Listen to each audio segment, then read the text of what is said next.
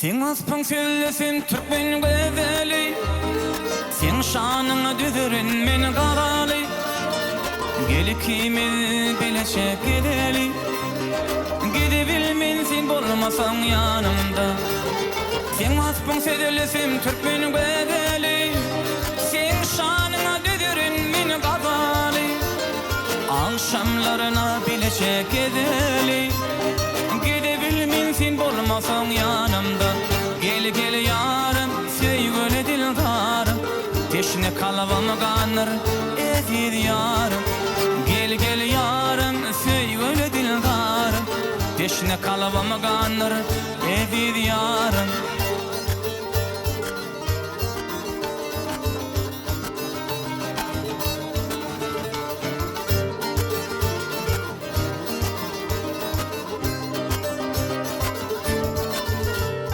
Bahar gelir güller konuşasın açar, kime şatlık kime gaygasın peşer. Söyleyen sözün menin baltamı aşar, gidebilmen sen bolmasan yanımda. Bahar gelir güller konuşasın açar, kime şatlık kime gaygasın peşer. Söyleyen sözün menin baltamı aşar, gidebilmen sen bolmasan yanımda.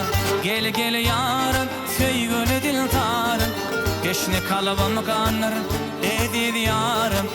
Gel gel yarım, söyle dildarım, teşne kalbim kanır ezir yarım.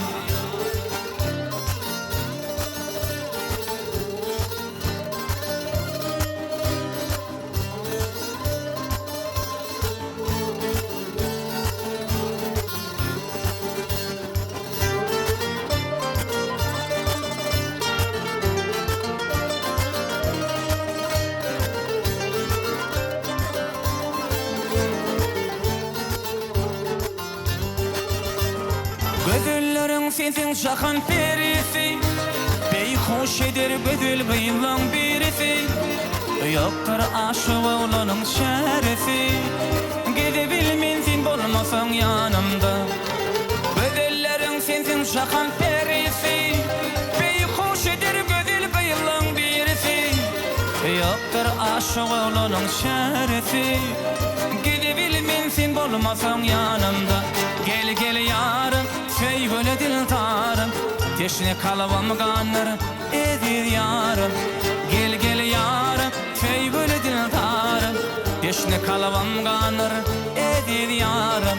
Teşne kalbim kanır ezir yarım, teşne kalbim kanır ezir yarım.